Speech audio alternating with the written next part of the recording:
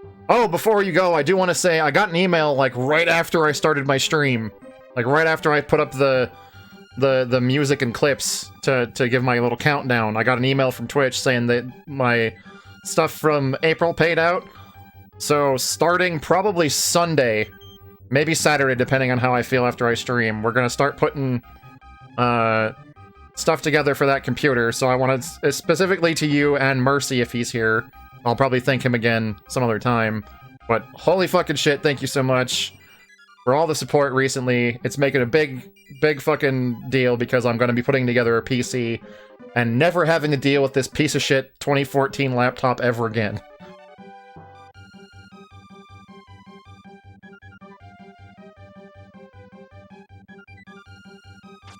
Thanks, Phoenix.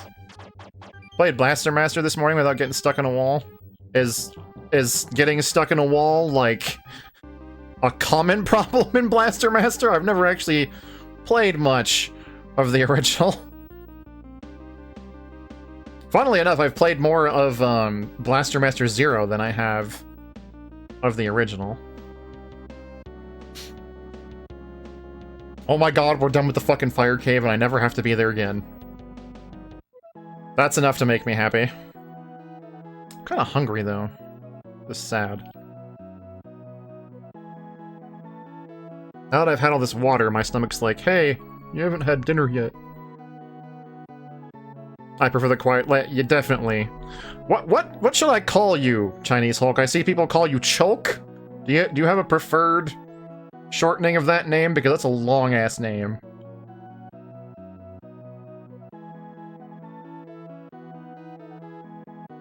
Am I going the right way? Yes. Stock up on potions again, because I have already used 2 of them. I think G-Man, like, left before I said that. I don't know. I'll thank him again the next time I see him. Apparently Retro Community just call you Choke. Alright, Choke it is. Works for me. Save. Save many times. I don't want to go through that dungeon again, that was bullshit. If they pull another bullshit dungeon, like if I get to the next big dungeon and there's some stupid fucking puzzle that they don't give you a hint as to how to get past it without dying and have to restart and go through the whole fucking dungeon again, I'm putting this game down and never touching it again. But hopefully they're smart enough to not fucking design another dungeon that way. What are some favorite games for me? Let's see. On the SNES, there's Demon's Crest. My absolute favorite SNES games are my top, like, they're tied for first place on it would be Mega Man X and Chrono Trigger. But beyond that, Final Fantasy IV is still my favorite Final Fantasy. Demon's Crest is really good. Ys 3. ActRaiser is really high up there. How much Jade do I have? Wow, like none. Cool. For the NES, let's see. So Phazanadu is up there. Like, that's actually my favorite NES game, period. Batman. Darkman. What? And Raito, you fucking troll. So, I don't know if you know who Grunt Guru is. I assume you do, because we're both in the retro community and stuff. He really, really likes Darkman on the NES for some reason.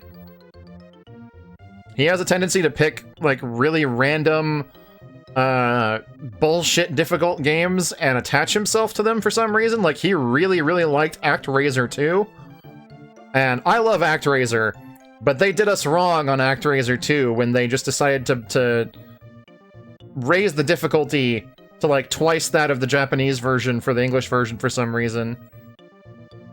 No, he's not a jerk. He's not a jerk at all. He's one of my closest stream friends, so he's a great guy, but for some reason he just really likes bullshit games.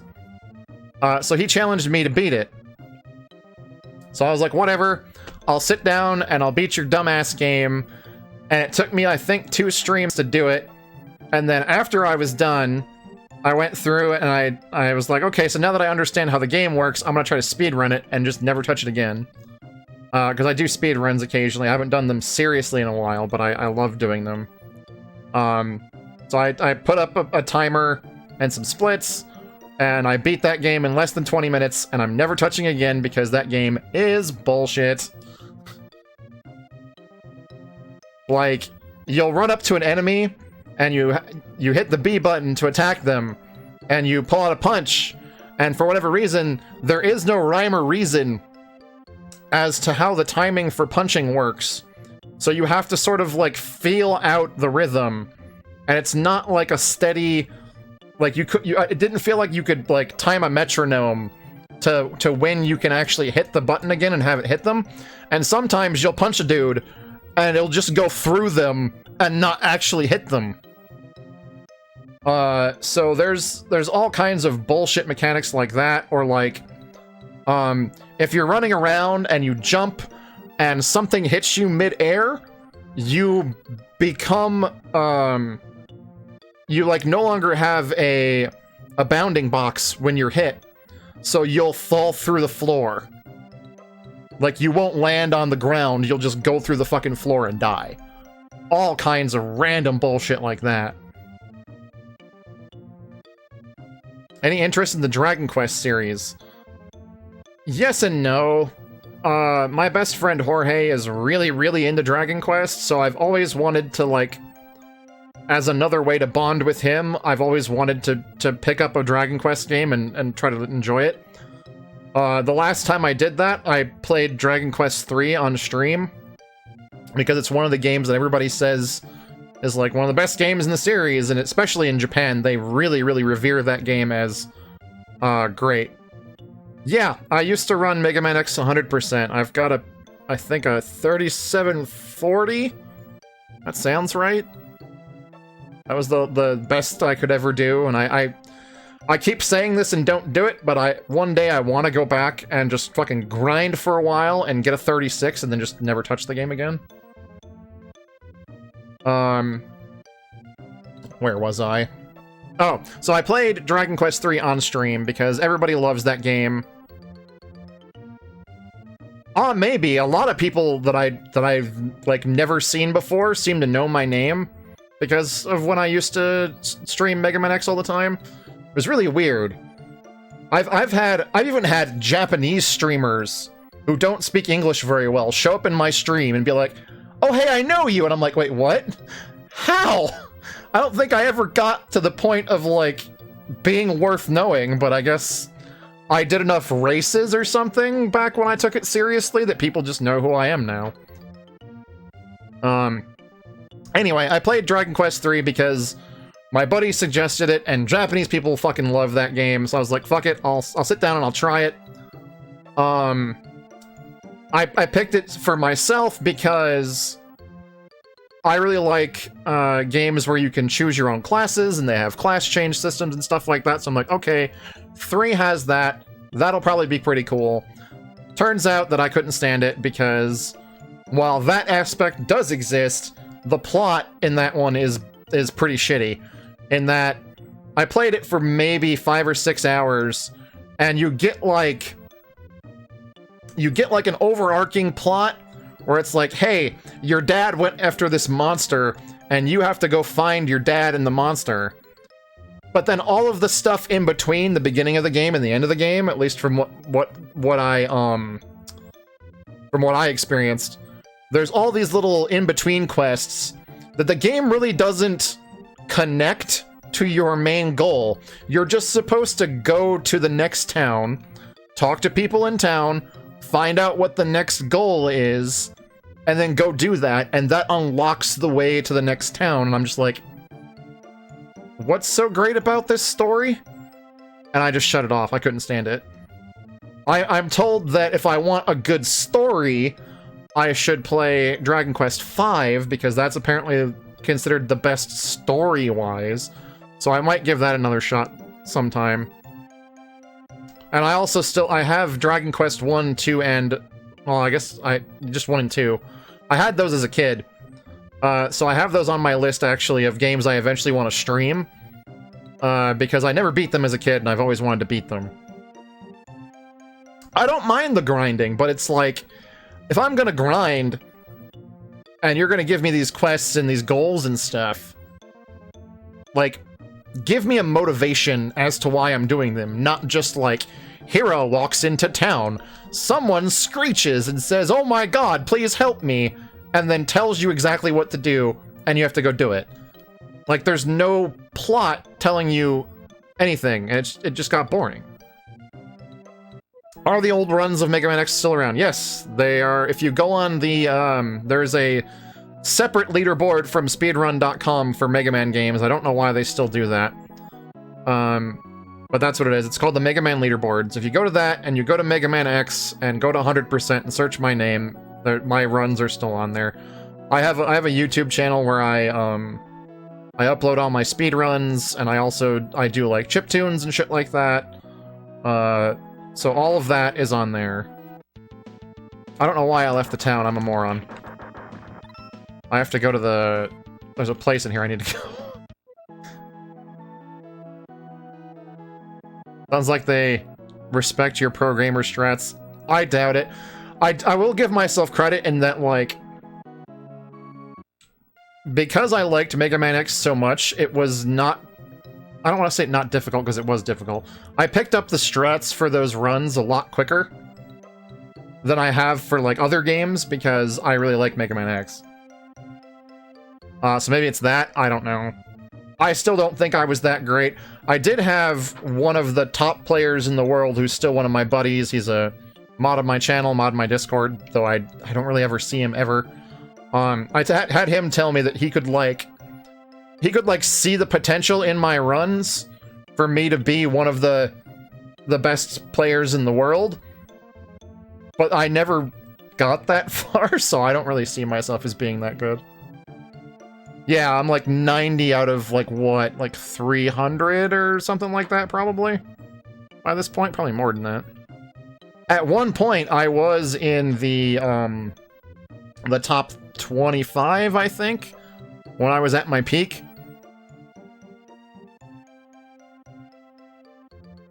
Monk considers your tale of the Ring of Fire. Yes, perhaps you are right. The ancient Ring of Fire may melt the ice pillars. You may need this map. Please take it and be careful. 386, Jesus Christ. I speedrun a lot of different games, but I haven't done speedrunning very seriously, and it kind of makes me sad because I really enjoy it, but you get to a point where it's less about improving your time and more about grinding, if that makes sense. To me, I like the idea of doing something over and over and getting better at it the more you do it. But you eventually get to a point of diminishing returns where you're like, oh, I made a mistake, I have to reset. Or, oh, this piece of RNG in the game made me lose like half a minute and now I have to reset. Like, that kind of stuff happens, and that's where it stops being fun to me. I don't have the patience to, like, constantly be resetting a speedrun over and over and over and over and over and over and over to get the top time. Or to get even, like, anywhere close to that. I do have third place, or I should still have third place, in the Mighty Morphin Power Rangers fighting game, because that run is really, really short. It's like 10 minutes less if you do really good at it. So those kind of runs I really enjoy, and I think I'm actually going to start looking for more short runs like that, because it doesn't bother me when I have to reset a run that's only a couple minutes, or like 10 minutes or 15 minutes, as opposed to, like, with Mega Man X, for example, there's, let's see, there's the intro stage, Penguin, and Eagle in the very beginning are super, super high RNG, and can easily affect your run. And then at the end of the game, there's Sigma 3, well, Sigma 2 as well, but Sigma 2 and 3 basically have you have RNG back-to-back with one stage that is mostly execution, but a ton of hard tricks. So if you get fucked over by RNG in Sigma 2, or you fuck up really technical tricks in Sigma 3, you're gonna reset and start over. So when I have a run like that, like once you get to a certain point where any of those things going wrong is going to make you have to reset, it just gets annoying to me. Like, I don't want to play that kind of game. I'm basically, like, not shadowboxing anymore and trying to make myself better so much as, like, I have to do this perfectly or it's gonna wind up with me, like, wasting my time, basically. I like a game where I can, through practice and repetition, I can get better at it, and that's going to make my times get shorter and shorter. As opposed to, oh, it's because I can do these tricks perfectly, or because I got good RNG. Like, that stuff just drives me nuts.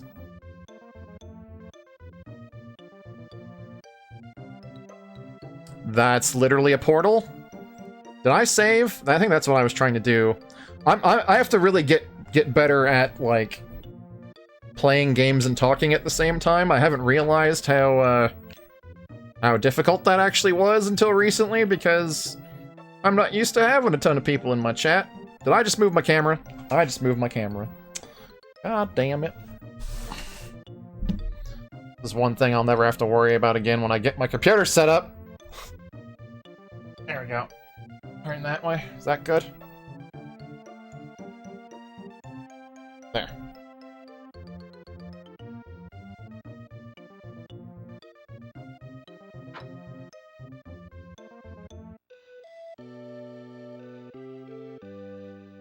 In my Tanga eggs collection?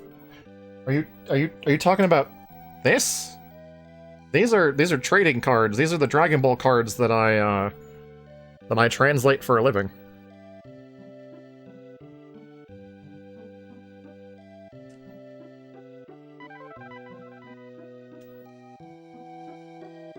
Oh, I'm sure you are. I'm just putting it out there that that's probably what you saw. Because the table next to me is, like, covered in piles and piles of trading cards. Well, not trading cards, I guess, so much as just, like, cards.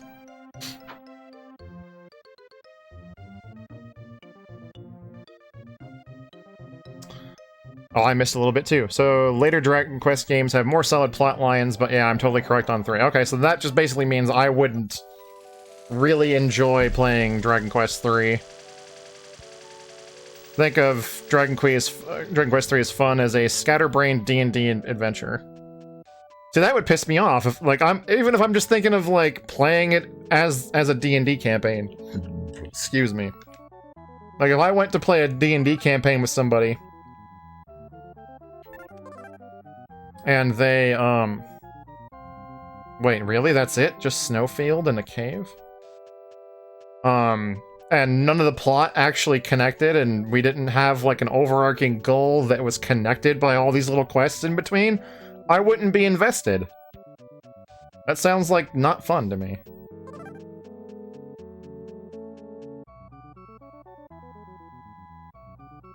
Like, the reason that I play role-playing games is to get engaged in the story and enjoy the world building and stuff like that.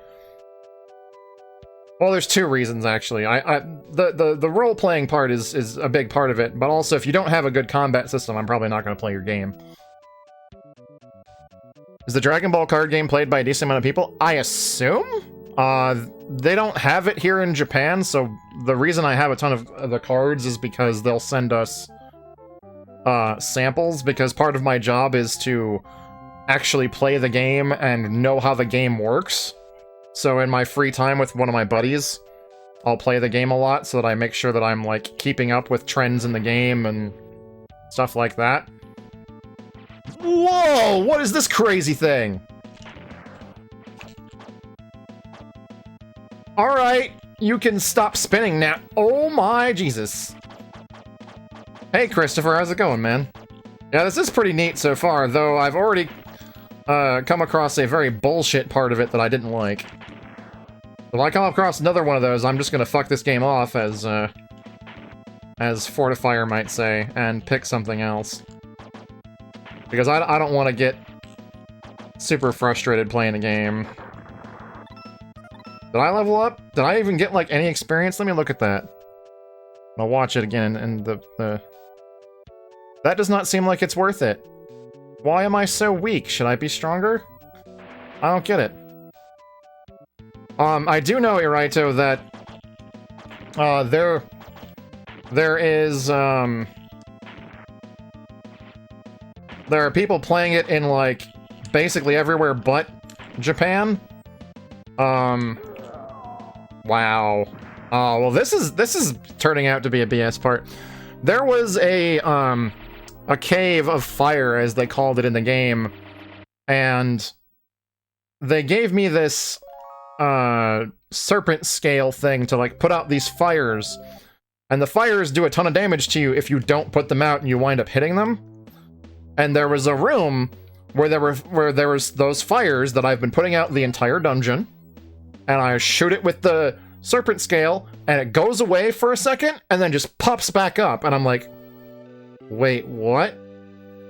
And I died there a couple times trying to figure out how to get around it, which made me go through a large portion of the game the first time, because I hadn't saved, and wasn't expecting fucking fire to do that much damage. I eventually had to look it up, because the... Wait, where am I? I saved in that new town, did I not? Did I not? Oh, there was no town. That's right, I saved here.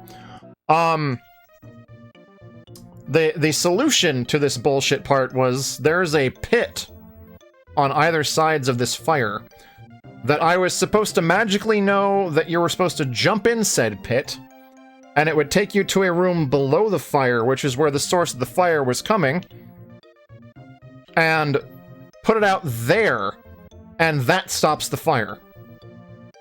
No other part of that dungeon does that. No indication anywhere that you're supposed to do it. You're just supposed to fucking jump in a pit.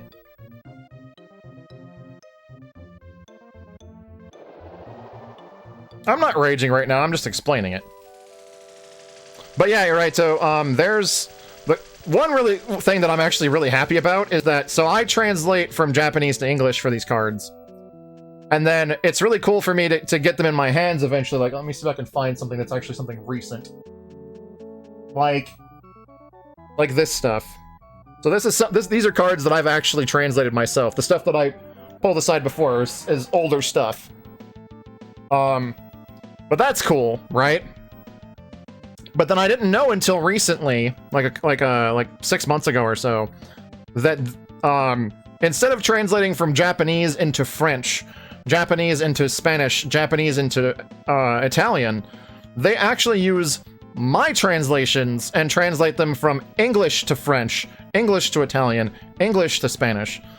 So I'll see wordings in the French cards, because we get a lot of the French cards for some reason, that are literally just like the exact wordings of mine being used for those. So it's like, my work is being used across the entire world, pretty much.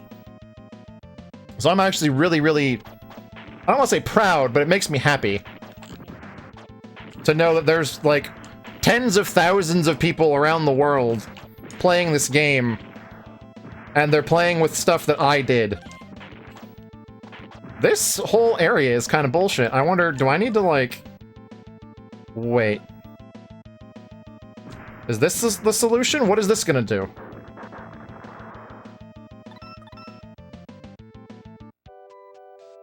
Did I just kill that thing in one hit? With fire magic? Is that the solution?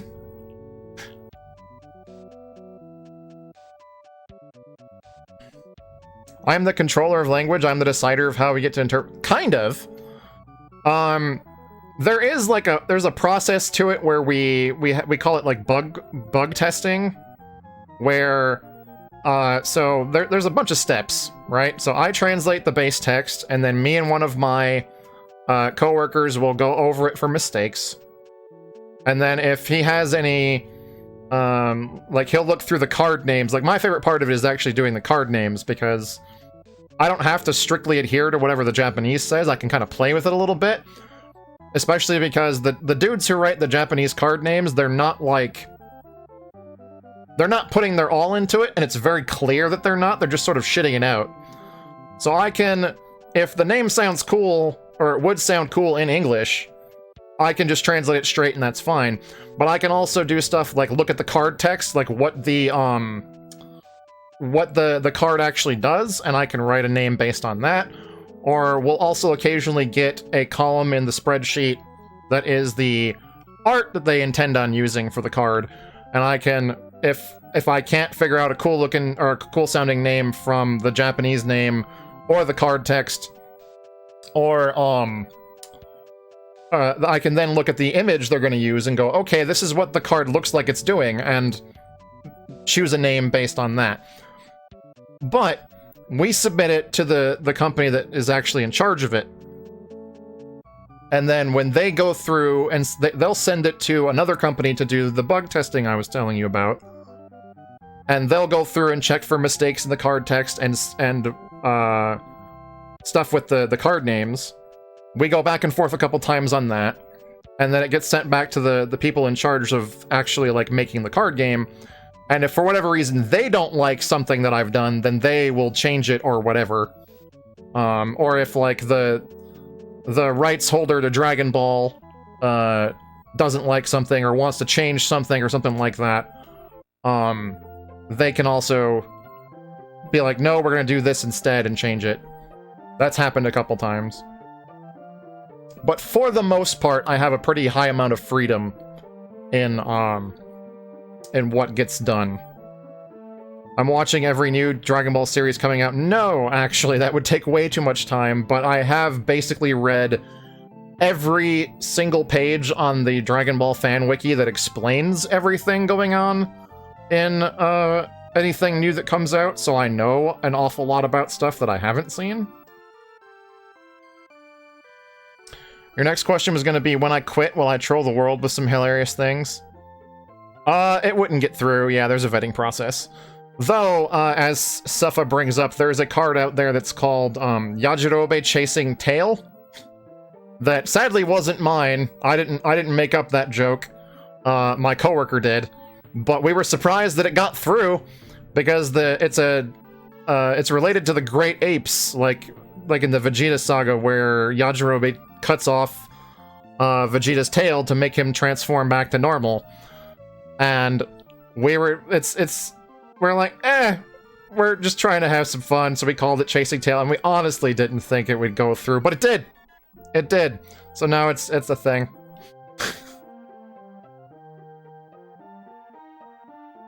Good morning, Chard. How are you doing, sir? Sorry that I missed that. I'm having a hard time keeping up with chat today because I am exhausted. Chasing Tail, that's what I do. That's what a lot of us do.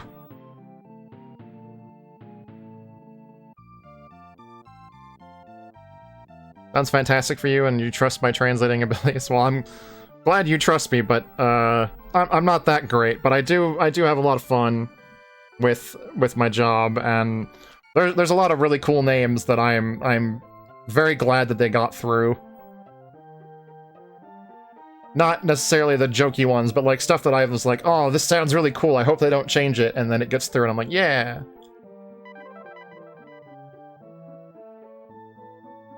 Oh, this dude's a save point? Does that mean... Okay. Just waking up, getting ready for the day. Well, I hope you have a good day, dude. I'm gonna be winding down here soon in like an hour or so. Oh, hey! I actually went to the other side of this before. Cool. You see a lot of streamers you never get to this morning? Well, I appreciate that, dude. How would Max put that? Don't forget to swing on by, partner!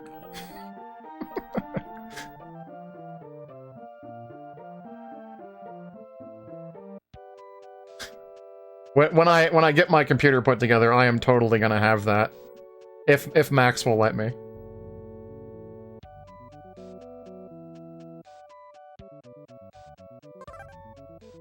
Wait, what? Oh, wrong map. Wait, what? Oh, so I found... that little tiny cave that I didn't even realize was a cave, that's a save point. And then the dungeon is way the fuck up there. Okay.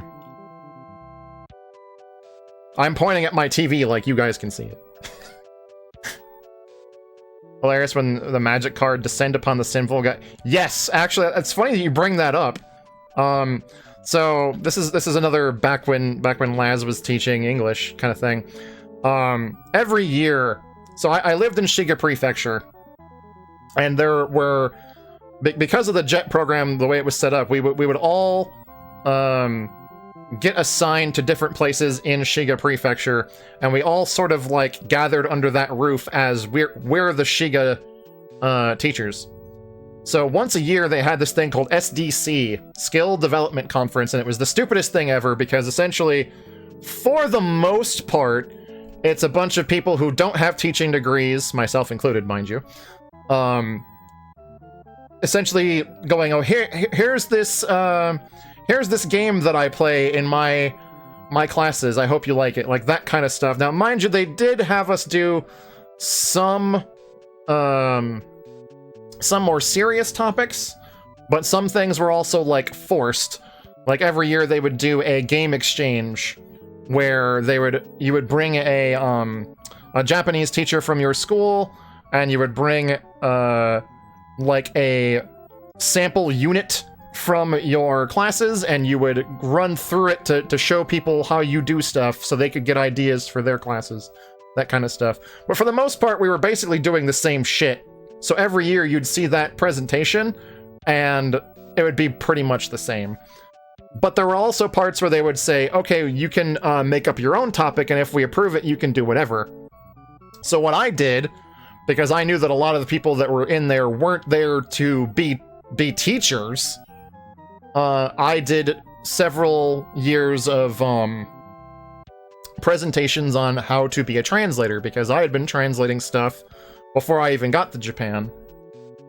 And one of the things that me and my partner, who also was a budding translator at the time, brought up was that specific magic card, Descend Upon the Fisherman.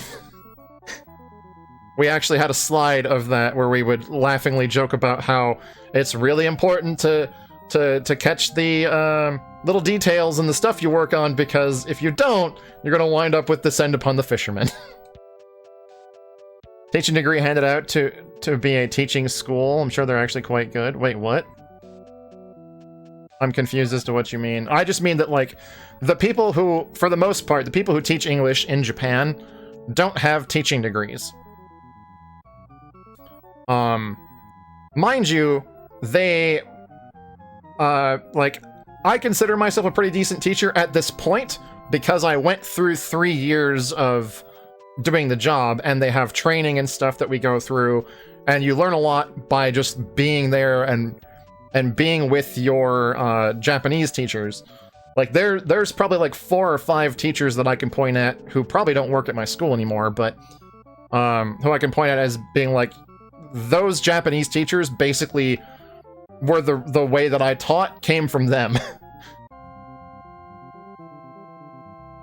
Most teachers do not, much to the consternation of one instructor you had years ago. What does that mean? Do not what? You have to keep in mind when you tell me things, if you're responding to something I said, I'm getting it on like a 10-second delay. I disagree, Frump. I am fairly certain that somebody who had a teaching degree would do a much better job than what I did, but I still think that I did a good job with what I was given. Which is to say, like, for someone who didn't have a teaching degree, I did a damn good job. Die! Yeah, that's cool, but he didn't drop any MP, so that's gonna be a problem.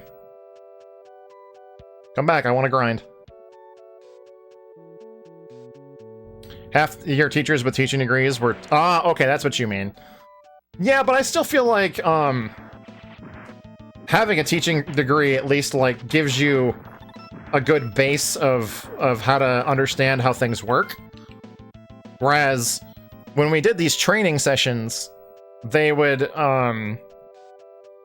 basically be teaching us teaching theory and stuff, while also teaching us how to run our classes and what the curriculum is like and stuff like that. So it's really, really overwhelming at first. Like, I remember when I first got there, I honestly did not think I was going to be a good teacher at all. And it wasn't until like a couple months in that I realized that I had the potential to do it and to be a decent teacher. Do we drink a lot of coffee over there? It depends. I didn't actually start drinking almost anything. Whoa, you slide around. I didn't drink a lot of anything with caffeine in it for a while because my body reacts to caffeine in a weird way, in that for the longest time I would drink something with caffeine and it would actually make me sleepy. But if you're talking about the Japanese teachers themselves, yeah, I've seen a lot of coffee drinking going on in our teacher's office and stuff like that. Because let me put this out there. So I don't know why I keep stopping playing my game to tell stories, but I guess this is what this is tonight. Working as a teacher for 3 years, not only, like, I already appreciated teachers a lot before I became a teacher, because my teachers especially in high school and middle school, helped shape who I am now. And it was in a really big way. Like, several of my teachers pushed me to, like, follow my dreams, and several of my teachers showed me how fun narratives are in stories, and that you don't have to necessarily get your stories from a book. You can get your stories from a movie or a video game and stuff like that. And I love those teachers to this day. Or they're like the teachers that showed me, like, they recognized my my passion for music and said, okay, we're gonna take that, I'm gonna mold you into a musician. Like, they were really good at recognizing what kid was good at what and trying to push them to excel at those things. But once I became a teacher, I realized just how bad of a time that teachers back in the States have, and Japanese teachers have it that much worse. So, in the States, teachers have to deal with parents. They have to be constantly making their own lessons. They have to constantly make sure that they're dealing with, like, the national testing bullshit or the state level testing bullshit that they have to go through to make sure all their students are doing well on those. And then they also have to do extracurricular activities after school, like clubs and shit like that. And then US teachers also, like, you know, I can speak English. Most of them don't wind up having work in the summer, so they don't get paid. Or they'll have, like, their checks prorated, so they'll get paid less during the year, so that they still get paid in the summer, but it makes their pay still be really shitty, so a lot of teachers will take second jobs in order to support their family and stuff. But here's the thing. From what I understand, at least from talking to some of my teachers that I'm still in contact with and stuff like that, and hearing their stories, most teachers in the US will be out of work by, like, 7 or 8 o'clock. How do I know this? Like I said, I talked to them, but also even when I was in high school, I had to get picked up really late more often than not because my dad worked late. So I found myself doing a lot of after-school activities, and I was usually the last kid to leave at, like, you know, 7:30 p.m. when it was just me and the fucking janitor. Everybody else was gone. Japanese teachers are at school at, like, 7 o'clock in the morning, and they don't leave till, like, 10 p.m. or worse. And this is both because of Japanese bullshit business practices, where their business culture basically dictates that you're supposed to be there until your boss leaves. And I have bad news for a lot of people that are going into Japanese businesses. The bosses are usually the ones there the latest. For instance, my vice principals, my school had 2 vice principals. They were there until 1 o'clock in the morning. A lot. Multiple times a week, the vice principals were there until 1 in the morning. Because those are the people who have to deal with the troublesome students. Those are the people who have to deal with the brunt of the complaints from parents. Those are the people who have to deal with all of the local connections, stuff like the company that brings food to the school. They have to deal with like the crossing guard shit. Like, all this stuff falls on the vice principals, and everybody else has to be in that fucking office as late as they possibly can. They don't get overtime pay for it. Now, mind you, Japanese teachers are much, much more well paid than US teachers are, so there is at least that. But, again, they're there from 7 a.m. until, like, somewhere between 8 and 10 p.m., usually towards the later side. It's fucking ridiculous how Japanese teachers get treated. But again, they get really good benefits for it. They get a lot of sick leave. They get monetary bonuses when they don't use their sick leave, which is also a really bad thing because it encourages them to not use their sick leave when they're actually ill. They get a lot of vacation time. There's I don't know if you've ever known of somebody to be working at like a big corporation where they'll go on like corporate trips. Japanese school teachers have corporate trips where they'll go on a fucking vacation in the middle of the summer. And it's, you know, at a discount because the city's paying for it, or paying for portions of it. So there's a lot of benefits, but they still get a really, really raw deal. But that's not to say that it's a torture in one way, but also it's hard to say. A lot of people will see the terrible hours that Japanese workers have to work, but there is a secret to this that a lot of people don't get. Japanese workers work the latest, but they do not work the hardest. Japanese workers will often, from my experience, obviously, so this might not apply to everything, but I've heard this anecdotally across everybody I've talked to. Japanese workers will often try to make it look like they are busy when they are not, in order to maintain social relationships, because the expectation is that you stay there late and you are busy. Kind of. But instead of, like, working the smartest, like, I would consider someone who works the smartest the person who gets their work done the quickest. But here, I mean, provided that they're doing it properly and quickly, mind you. But here, they will prolong their work and do it much slower and in much less efficient ways to make sure that they have something to do to look busy. If that makes sense. I wouldn't call that the smartest, because you get bored doing that really fucking fast.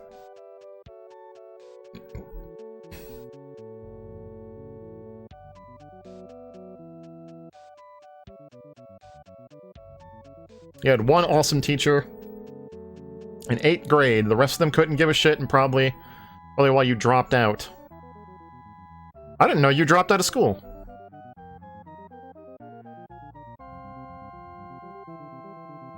Yeah, the bureaucratic stuff here is really bad.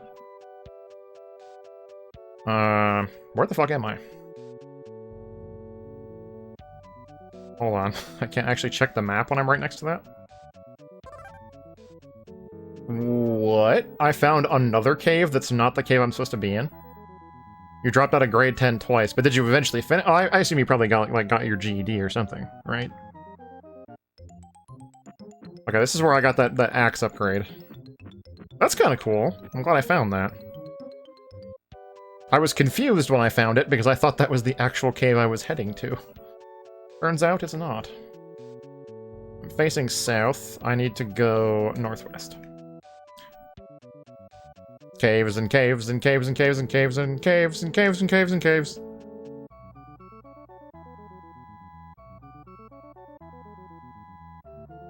But yeah, the great majority of those teachers at least the ones that I worked with, work their fucking asses off and are exhausted all the time. And I feel really bad for them. But I also really, really respect them because of the bullshit that they have to constantly put up with. Do I have any of those? I do. Does that do what I think it does?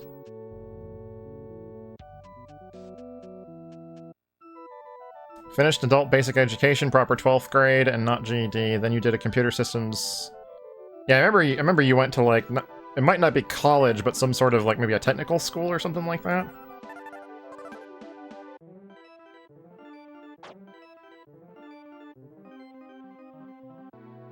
Yeah, exactly. I don't want to waste my MP. We'll try the fire spell on that in a second. How do you do anything when you have to work hours like that? Okay, I think this is the stuff I can melt. Maybe not. What? So I do melt the pillars, and I'm confused.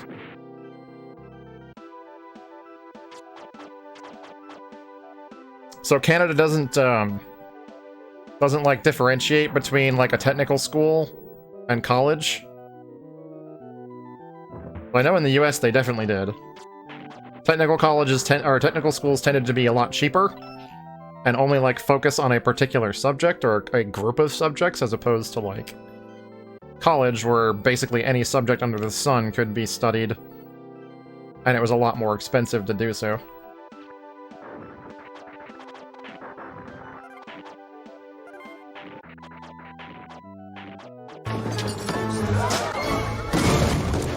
Gawk, thank you so much for the host. I appreciate that. How are you doing tonight, buddy? Technical is better. Interesting. I guess it depends on where you are, really.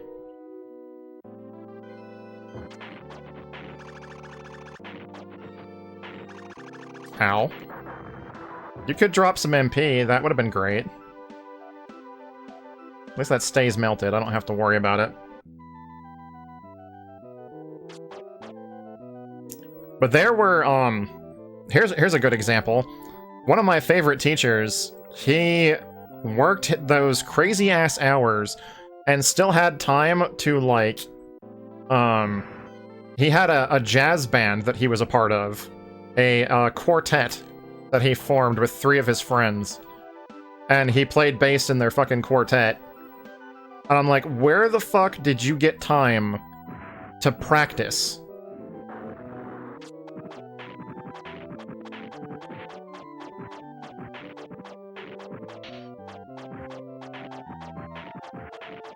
Not really sure the difference between college and technical school is. Here it's just really coding and university. Or college and university. It could be a difference in language, too, because I know that in, like... In American English, college is basically any institution where you can go get a 4-year degree. Whereas in British English, that's what they call uni or university. Yeah, and he was really good. I went and saw him perform once. And they fucking rocked. It was so cool. Yeah, technical is more focused on a specific set of careers. Right, like I was saying. How the fuck? I want to get over there, get that MP! Can I open this door? I guess we're just gonna, like, check out that set of stairs I found. That did go down. I'm gonna keep killing stuff to hopefully level up and not die. Not dying would be good. I'll take that MP, though. Degrees are generally university here. Yours was a 2. So you had what would be called a, an associate's degree, at least where I was in the States. The school you went to now is certified as a polytech. I don't know what that means. I've heard that term before, even back in the States, but I never really knew what the distinction was between a polytech and something else. Okay, there's too many of those. Where the fuck am I supposed to go? It's sad, too. I don't remember what happened. Oh, yeah. That teacher, the dude who was in the jazz quartet, him and I bonded a lot because we're both musicians. I play guitar, I can play the trombone, I play the drums, and I sing. So before I was leaving, he was like, dude, at the summer festival, because they have a summer festival at schools every year, we absolutely have to play music together before you leave. I'm like, fuck yeah, of course we gotta, oh, that'd be so awesome. And we put this plan together, and we actually got, like, permission, because you do anything in a Japanese school, you have to get permission from every fucking buddy, you have to have forms signed and stamped and all that shit. We got all that done. Turns out that the day that I had to leave, that I was forced to leave the city by the fucking Board of Education, was before the fucking summer festival. So I didn't get to play with my buddy. And that's one of my biggest regrets, is I would have fucking loved to play music with him.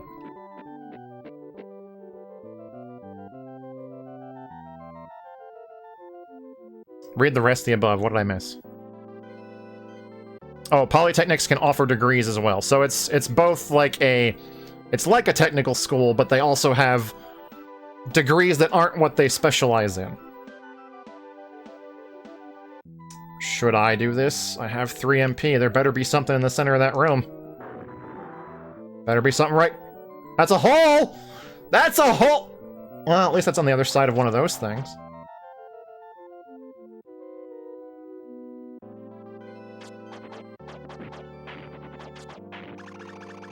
Okay, do I have potions, or am I dead? I am so fucked.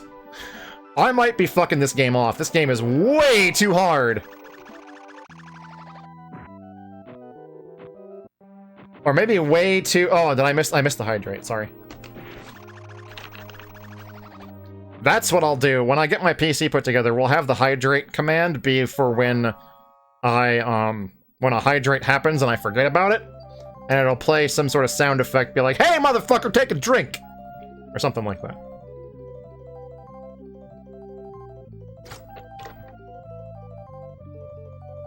I think I might come back to this. Because it's not a bad game. But it's a hard game. Like a really hard game. I don't know what to play though. I was like totally relying on this to be the game that I play for a long time because it's an RPG. Let me open my spreadsheet of things if it'll ever fucking open because my laptop is a giant piece of shit. Let's see. I'm playing Sparkster for Yuki's birthday, I believe. That is next Wednesday.